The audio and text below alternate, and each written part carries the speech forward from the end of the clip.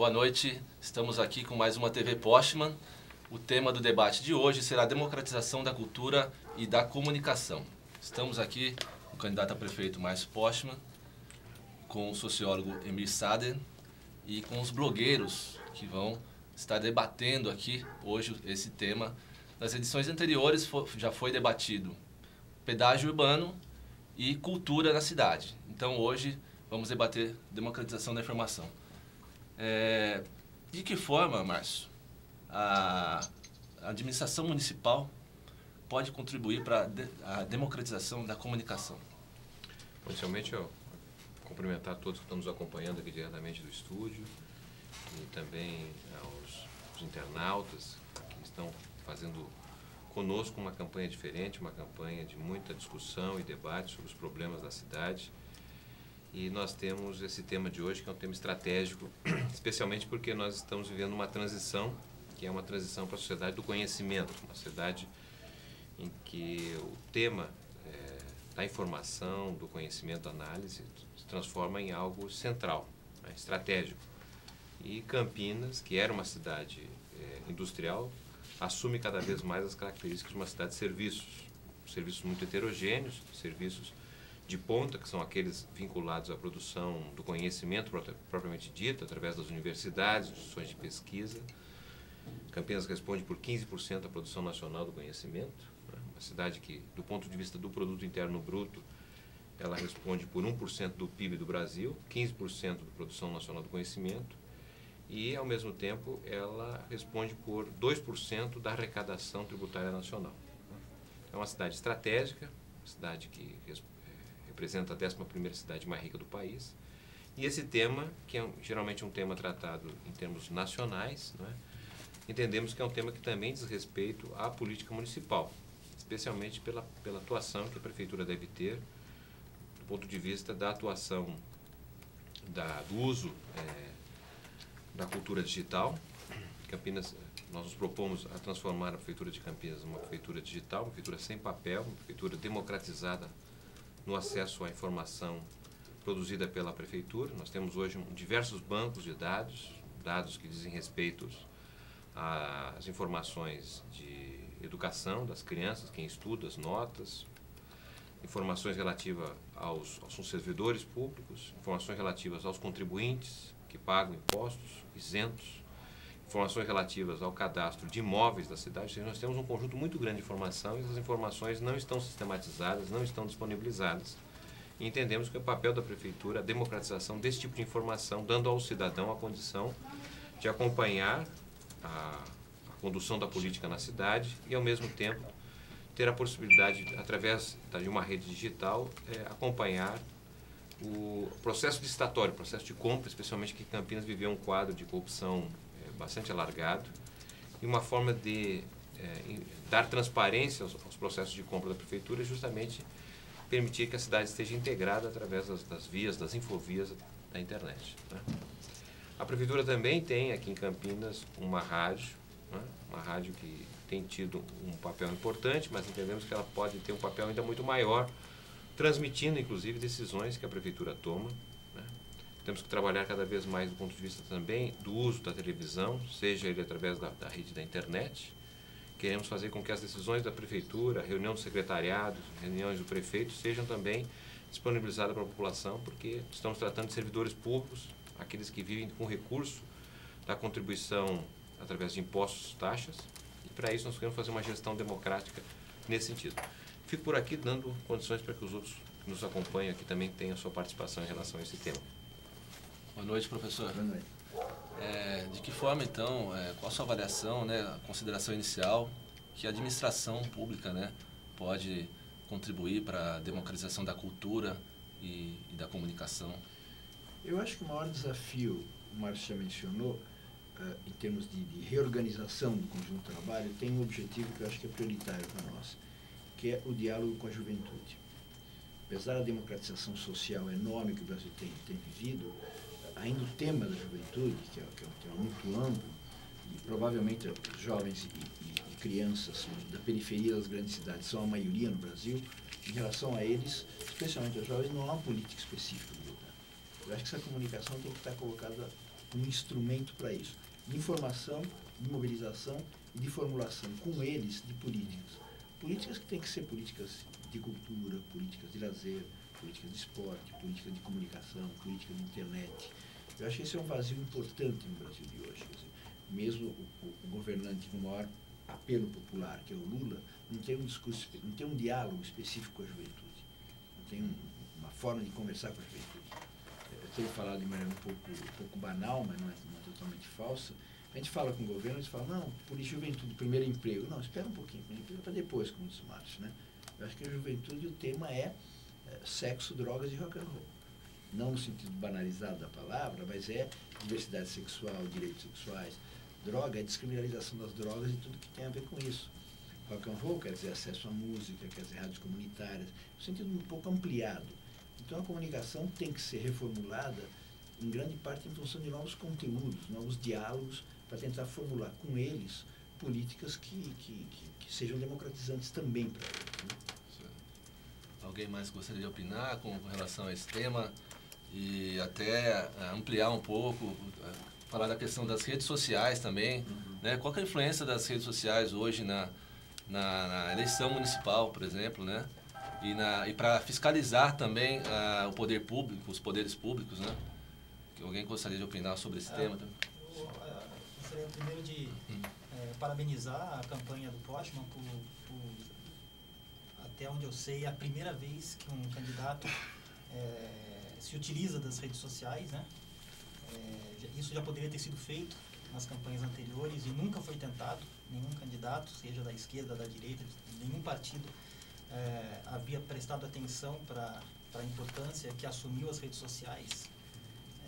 A última campanha para presidente em 2010 foi simbólica, muito simbólica nesse sentido. A gente pode ver que a eleição da Dilma teve um apoio muito grande por trás das redes sociais. Isso ficou claro, né? E somente agora que nós estamos tomando consciência disso. Então, eu acho que o Postman sai na frente, né? É inevitável, as redes sociais devem fazer parte das campanhas e espero que, uma vez eleito o Postman, fique a sugestão para que a prefeitura também tenha um canal de comunicação efetivo com a sociedade através das redes sociais, né? Que a gente vê muito os políticos, eles usam bastante em campanha também, mas quando chega lá, a Dilma é um próprio exemplo, né? Ela usava as redes sociais até chegar lá, e chegou, abandonou. Eu acho que isso tem que ser mantido, né? Porque as pessoas realmente querem saber, querem acompanhar os seus candidatos depois de eleitos. O Bruno Ribeiro, que é jornalista e foi secretário de Cultura da cidade, né? E blogueiro também. Sim.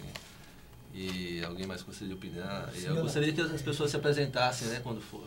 Gostaria de perguntar para o Márcio e para o professor Emir sobre essa polêmica questão da participação da sociedade no que diz respeito às discussões da comunicação no aspecto geral. Nós tivemos recentemente a reativação do Conselho Nacional, Conselho de Comunicação Social, né, que está previsto na Constituição Federal. Na Bahia tivemos lá toda uma tentativa de ativar o Conselho Estadual. E aqui em Campinas, na gestão do PT, tivemos algumas iniciativas nesse sentido, nem que seja como um conselho, um órgão, logicamente não deliberativo, mas como espaço de participação da sociedade, de representantes das mais diversas entidades, para discutir o patamar da organização da comunicação na cidade. Como é que os senhores veem isso? Quais as possibilidades de uma gestão municipal nesse sentido? Bom, posso começar levantando uma breve avaliação sobre o estágio que nós nos encontramos agora nessa segunda década do século XXI. Né? O tema da mobilização, da participação, da construção dos conselhos foi algo que surgiu com grande relevância justamente na transição da ditadura para a democracia. Né? O Brasil inovou muito nesses termos, nós criamos uma diversidade de conselhos.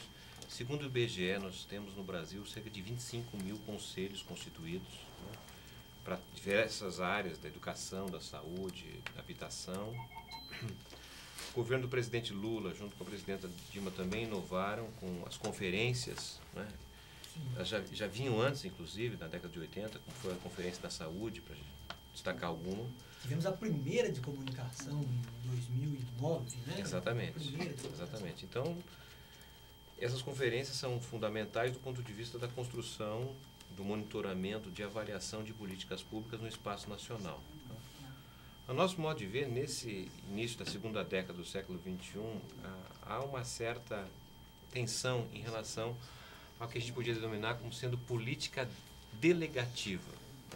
No contato que estamos tendo hoje com uma diversidade de habitantes, moradores aqui de Campinas, a gente percebe que há sinais de um certo esgotamento da experiência de conselhos que nós temos. As pessoas dizem assim, olha, eu já tenho corrido muito em torno da minha vida, tenho que levantar cedo, pegar o ônibus e trabalhar, chego em tarde, cansado, no sábado, domingo ainda é mais coisa. Você está me dizendo, candidato, que eu tenho que participar mais, mas eu já estou cansado, é para isso que tem o político. Quero delegar para o político que você faça as coisas. Tá certo? Então, a impressão que eu tenho é que nós precisamos, na verdade, fundar uma nova base de participação. Essa participação deve se dar sempre que necessário, do ponto de vista efetivo, físico, participação concreta, em que estamos reunidos, mas eu acho que há cada vez mais a possibilidade da participação sem a presença física, que é a participação através, justamente, das redes sociais, as participações pela internet. Quer dizer, nós temos uma diversidade de possibilidades de participar para a tomada de decisão. Não é?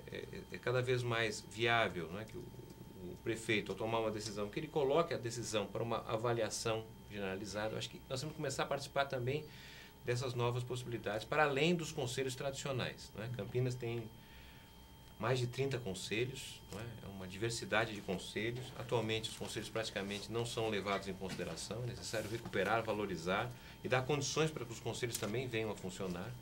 Mas, ao mesmo tempo, temos que inovar e ganhar uma dimensão maior, que é justamente a presença das redes sociais, da internet, que fazem com que, na verdade, nós tenhamos a condição de, monitorando diariamente, a toda hora, as decisões que uma prefeitura toma, não é, do ponto de vista do seu efetivo, da sua efetiva atuação. Eu queria fazer só um comentário a respeito do que foi experimentado já nos últimos anos no governo Lula e Dilma. Teve uma experiência interessante de uso das redes sociais, enfim, da internet, e foi, em alguns casos, projetos do governo eram publicados na internet, ficava um período para audiência pública, né, e as pessoas podiam fazer contribuições, sugestões. Isso foi uma experiência rica, apesar que restrita a um ou outro caso, né, mas interessante. Acho que é uma maneira importante de facilitar essa participação, né, da sociedade, e o diálogo entre o governo, para que, quando ele for encaminhar uma proposta para o legislativo, essa proposta já tenha uma recepção melhor com a sociedade, já que foi previamente, houve essa consulta prévia, né? Então isso foi uma experiência ainda pontual, mas certamente é o tipo de coisa que deve avançar nos próximos anos, né, na gestão pública. Professor, tem uma questão aqui, tem um professor de ética que o Marcel Sheida caminhou hoje à tarde. Se eu pudesse comentar também, ele disse o seguinte, que ele queria sugerir o tema, né? Que nem sempre é debatido nas campanhas municipais, e muito menos adquire o status de compromisso ou programa dos candidatos. É política de comunicação e os gastos com publicidade oficial. Qual que é a importância, né, da prefeitura mostrar isso, né? Os gastos com a publicidade que sempre ficam ali escondidos, ou a população, de certa forma, não tem como acessar esses gastos aí. Qual que seria a sugestão para quebrar essa barreira? Eu acho que não se devia discutir isoladamente. Porque sempre se maneja um número, é preciso ver para que é. Se explora, não, se contratou não sei quantos funcionários públicos. Para que setor, para prestar funções, para quem, etc. A que necessidade vem atender. No caso da publicidade, não é o tema gastou. Que está implícito? Gastou demais. Na verdade, é que tem uma obrigação de prestação de contas e divulgação das atividades, que não é simplesmente propaganda. Quer dizer, um governo que é eleito pela maioria da população está obrigado a informar e a prestar contas através de todos os mecanismos, de Twitcam a espaços no jornal. É uma obrigação republicana, uma obrigação democrática. Então, a discussão isolada de gastou mais ou gastou menos se presta a manipulação da ideia de que o Estado gasta muito, o Estado gasta mal, está fazendo campanha eleitoral, etc. Tal. Tem um negócio de informação justamente porque a nossa mídia ela quer ser intermediária única entre o governante e o povo. Quer dizer, o Lula ou a Dilma pode falar um montão de coisas, mais ou menos, eles selecionam o que eles querem e são os intermediários, detestam cadeia nacional, etc. Tal, porque se fala diretamente para a massa da população. Então, eu acho que não se deve discutir isoladamente o quanto gasta. Deve discutir para quê? Estamos informando, não só que tem campanha de vacinação, estamos informando por que não deu certo isso, o que vamos fazer, como vamos superar isso. Tem que ter um contato constante. E isso acho que não deve ser discutido simplesmente ele gastou 15 ou gastou 18. Para quê? Por que razão? Eu acho que tem que ter uma relação entre o gasto e o conteúdo e a função democrática que ela tem, né, da comunicação do governante com o povo. É possível, mas como prefeito, dar esse amplo acesso à comunidade, facilitar com que o cidadão tenha acesso a esse tipo de informação? Nós tivemos uma experiência ainda quando trabalhávamos no IPE, Instituto de Pesquisa Econômica Aplicada, de optarmos por coletivas públicas, né? Ao invés de coletivas de imprensa, coletivas públicas. Toda a apresentação de estudos, trabalhos, seminários passaram a ser públicos, de tal forma que a imprensa continua acompanhando, mas ao mesmo tempo nós abrimos a possibilidade para também o cidadão comum acompanhar o debate e fazer suas questões, de tal forma que isso ampliou demasiadamente a possibilidade de que os nossos técnicos, os nossos estudos tivessem condições de fazer uma interação grande com a sociedade. Por outro lado, também o uso da internet facilitou, como o órgão é um órgão em Brasília, fazer suas divulgações geralmente em Brasília, ajudou bastante para permitir que outras instituições de produção de conhecimento, outras mídias, tivessem acesso. Então, acho que são experiências que a gente gostaria de ver aplicado aqui no município de Campinas, não é? Abrindo justamente a possibilidade para uma maior participação e uma presença. No entanto, a definição de valores a respeito desse tipo de comunicação, como é o caso de prestação de contas, não é? Tudo isso tem que fazer parte de um orçamento em que a população ajude a definir quais são as magnitudes, para que seja de fato uma política de comunicação do ponto de vista das informações relativas à prestação de contas do município. Então, a construção, né, do orçamento participativo, ela nos dá essa perspectiva de nós termos a população acompanhando as informações, porque se você ficar dependendo apenas do que somente é divulgado pela mídia tradicional, não necessariamente nós teremos as melhores informações possíveis. Então, esse papel, um compromisso da Prefeitura, permitir que nós tenhamos o acesso generalizado à Prefeitura. Eu acho que o informe não deve ser só quantitativo, porque por trás tem a ideia de quanto menos, melhor. Mas tem que gastarmos 15 para informar a população disso, sempre remetendo para que foi gasto aquele recurso. Isso não é uma coisa quantitativa de quanto menos governo, quanto menos Estado, quanto menos gasto público, melhor. Né? Eu acho que isso não está desviado o foco central. E o veículo para isso, né? Seria o caso, por exemplo, hoje você tem que ligar no 56, fazer um ofício, você quer uma informação na prefeitura, tem uma certa burocracia, né? Como facilitar isso de forma digital, disponibilizar isso? Como que a gente pode, sim? Eu acho que eu poderia contribuir nesse aspecto. Certo. Eu sou Cristóvão Grazina, do canal Campinas, é uma web TV na internet, sem fins lucrativos. A gente criou aí só jovens, só para conseguir passar algum conteúdo. Mas mais sobre esse assunto, eu participei da elaboração de uma ferramenta chamada Cidade Reclama, que possibilita que as pessoas vão lá no mapa, no Google, qualquer um tem acesso, e marquem os problemas públicos, quanto aos serviços públicos de infraestrutura, um buraco no asfalto, uma poda de árvore a ser realizada, uma iluminação pública que não esteja funcionando adequadamente.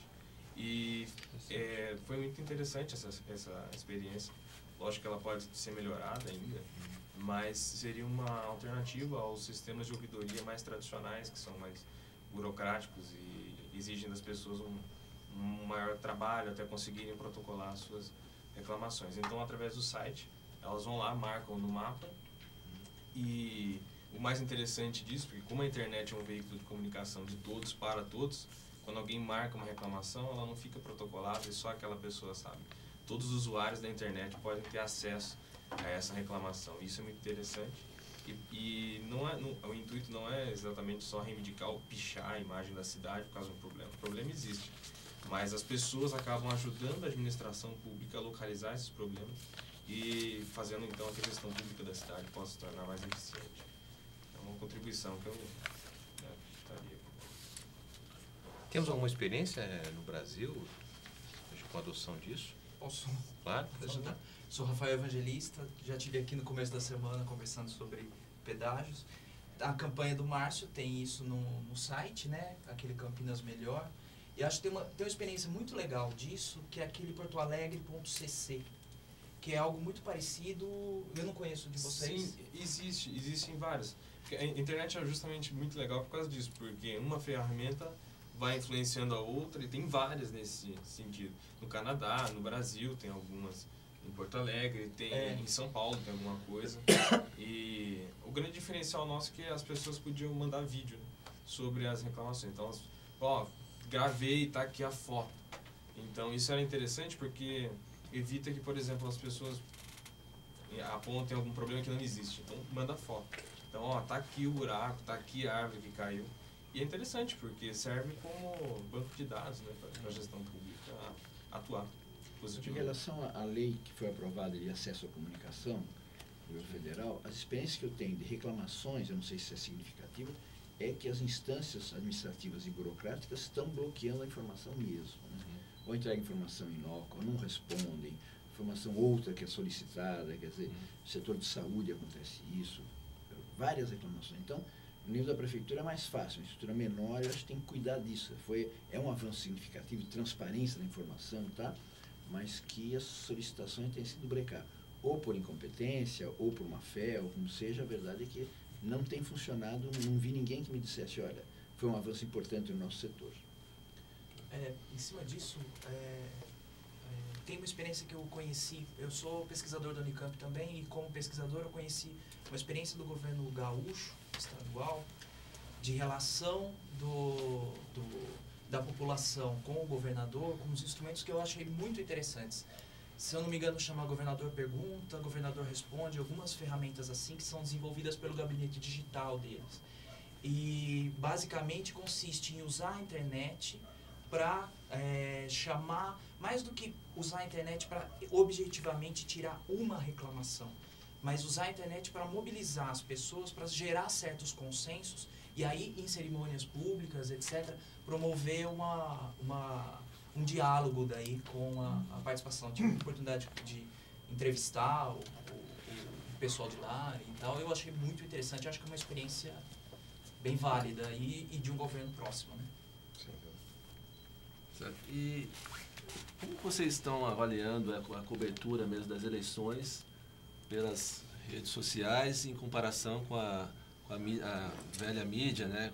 O senhor trata também desse assunto, com a mídia tradicional. Está havendo uma substituição ou não tem a relação, né, com das redes sociais? Então ajudam a divulgar as informações da velha mídia? Como é que o senhor vê essa relação hoje, né, nessa eleição municipal? Eu acho que ainda não esquentou, não. Se a gente olhar a nossa mídia alternativa, não parece que nós estamos tão perto de eleições tão importantes em tantas cidades significativas com disputas abertas. Não é necessariamente culpa das redes, mas digamos que o clima não está... Até porque é influenciado pela velha mídia, que dá um pouco agendas também. Há uma disputa nacional hoje sobre qual é o problema mais importante que o Brasil está enfrentando. Segundo a velha mídia, é o mensalão, com tudo o que ele significa, a desqualificação de estados e tal. Segundo o governo, é resistir às pressões recessivas no plano internacional, reativar a economia, lutar contra a inércia do grande empresariado, que apesar de todas as medidas do governo não tem respondido por enquanto, pelo que significa em desenvolvimento econômico e em políticas sociais. Estão perdendo espaço. Só quando o governo toma alguma medida é que vem filtrado e com as interpretações devidas o que eles acham que deva chegar. Essa cobertura do... Então é claro que as redes também, de alguma maneira, têm que responder essa dinâmica mensalão, né? Então isso também desvia a atenção. Nós estamos a menos de 2 meses de eleições fundamentais, né? Que estão praticamente em nenhum dos lugares ela tem eleição definida, né?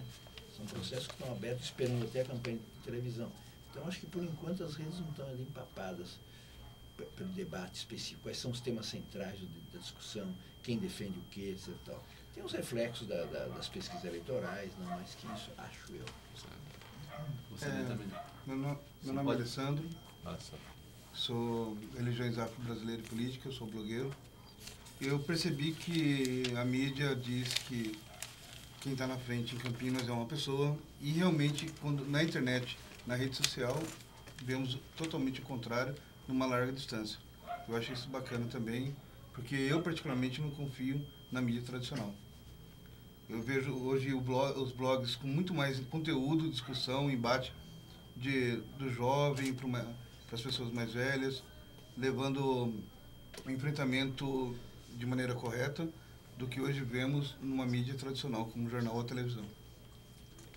E aí só fazendo, né, adendo na fala do Emir, assim, aqui em Campinas a gente já tem, por exemplo, uma chuva da mídia mesmo, dizendo que, olha, agora as campanhas eleitorais começaram via redes sociais e de uma forma muito pejorativa, porque as pessoas, elas não querem, né? Elas não querem ver nas redes sociais isso. Então a mídia também está contribuindo para que essa coisa da rede social também fique um pouco retraída, né?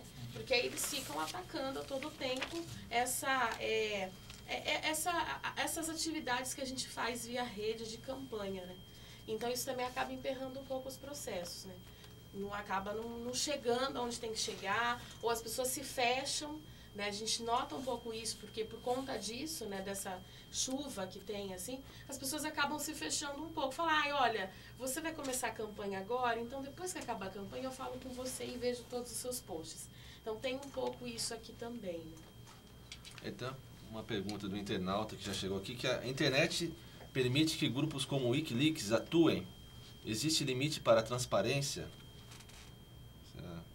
Quem gostaria de comentar alguma coisa em relação a isso? A própria internet permite que esses grupos existam? Alguém gostaria de comentar isso? Acho que o Wikileaks inicialmente foi difundido, na verdade, por jornais tradicionais que foram reproduzidos pela mídia alternativa. A partir de um certo momento passou a ser incômoda a informação.